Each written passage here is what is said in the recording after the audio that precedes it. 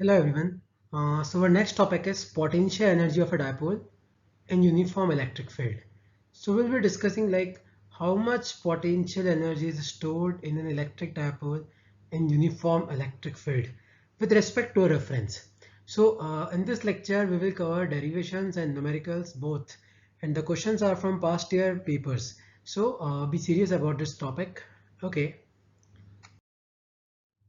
So we know this thing, right? That in an uniform electric field E, if we place a dipole, then it will experience a torque which value is given by Pe sine theta. So torque on an electric dipole is basically P into E into sine theta. So P is dipole moment, that is Q into 2A. E is electric field and theta is angle between P and E. So theta is angle between P and E. Now this dipole is placed in electric field, and if suppose I want to rotate this dipole, suppose angle between P and E is theta 1 now, and suppose I want to rotate this electric dipole, suppose I want to rotate up to this point, and suppose the final angle is theta 2. So I have to do some work, right? So what will be that value of work we will derive in the upcoming slide. So work done is basically tau d theta. So work done is tau into small angular displacement. Value of tau is Pe sine theta, and integrating both sides for work the integration limit will be from 0 to w, and for theta the limits will be from theta 1 to theta 2. So now P and E are constant, so P and E will come outside of the integration, and integration of sine theta is minus cos theta. The lower limit is theta 1 and the upper limit is theta 2. So putting the limits, so work done is basically minus Pe cos theta 2 minus cos theta 1, where theta 2 is final angle between P and E and theta 1 is initial angle between P and E. So you have to remember this formula, that work done is equal to minus Pe cos theta 2 minus cos theta 1.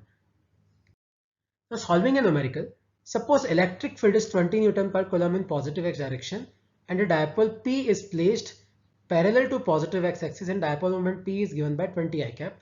So you have to find work done to rotate dipole by pi by 2 clockwise. So first using the formula W equal to minus Pe cos theta 2 minus cos theta 1.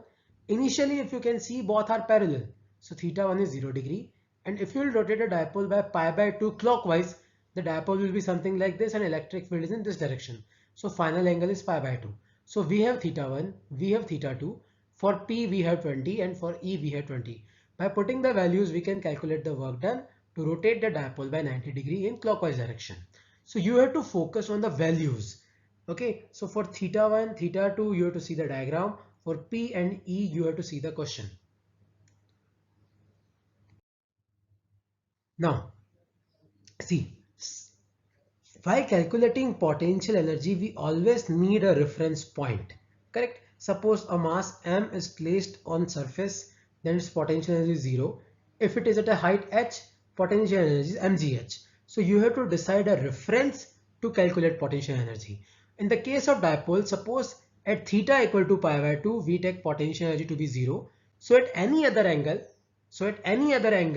W is minus Pe cos theta 2 minus cos theta 1.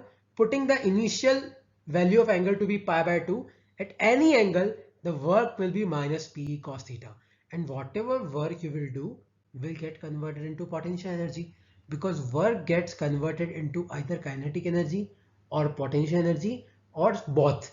Now in this case there is no change in kinetic energy, because initially also dipole was at rest and finally also dipole is at rest. So change in kinetic energy is 0. So all the work has been converted to what? All the work has been converted to potential energy. So we can write work to be equal to potential energy. So U will be minus P cos theta, or we can write minus P dot E. So suppose a dipole P is placed at an angle theta with E. So potential energy stored in dipole will be minus P dot E. Now, this is one of the most important topic of our book, of our syllabus, stable and unstable equilibrium of an electric dipole. Always remember, for equilibrium, net force should also be 0 and net torque should also be equal to 0. Now, if you place an electric dipole in a uniform electric field, then you have to remember that force is always 0. But torque is not 0 because torque depends on theta. So torque will be 0 when P sine theta will be 0. So theta will be either 0 or pi. So when theta is 0 degree, then P and E both are parallel. So when P and E are parallel, this is called as stable equilibrium, and potential energy is negative because stable equilibrium is a position where potential energy of system is negative and torque is 0. So at theta equal to 0 degree, torque is 0 and potential energy will be minus PE, because formula of potential energy is minus PE cos theta. We have to remember the formula of potential energy, that is minus PE cos theta. So when theta is 0, then cos 0 is 1. So U will be equal to minus PE. At neutral equilibrium or when potential energy is 0, then theta is 90 degrees. So always remember, when P and E are perpendicular, potential energy is equal to 0. And at unstable equilibrium, so what is unstable equilibrium? At unstable equilibrium, P and E are anti-parallel to each other, if you can see in the figure.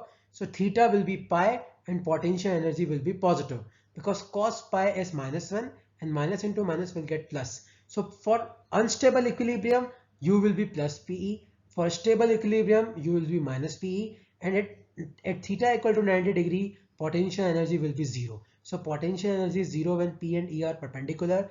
Potential energy is minimum when P and E are parallel. Potential energy is maximum when P and E are anti-parallel. And unstable equilibrium position, potential energy will be positive. So there's a numerical now that find work done to rotate dipole from stable equilibrium position. So initial angle is basically 0 degree to unstable equilibrium. So final angle is basically pi. So theta 1 is 0 degree, theta 2 is pi. So putting the value of theta 2 and theta 1 in the formula, we'll get 2PE. So this is the work done to rotate a dipole from stable equilibrium position to unstable equilibrium position. And also remember, a dipole will execute SHM in stable equilibrium position. So remember this thing, that SHM will only be possible at stable equilibrium position. So if a dipole is in stable equilibrium, and if you push it a little bit, then it will execute SHM. And the value of the time period will derive it later. But you have to remember that at the point of stable equilibrium, a particle can execute SHM, simple harmonic motion. Okay, now on the basis of the slide and all the formulas of work, potential energy, torque, on the basis of all these three formulas, you have to give a test, an online quiz that is there in the description below of this video, and also with the message with which you have received this video. So if you have any doubt, you can send me to my WhatsApp number, or you can send me in a message and I'll reply as soon as possible. Okay, thanks a lot. Thus please submit the online quiz so that I'll know how much you have learned from this video. Also, you can give your suggestions about how I can improve my video. Okay, many thanks.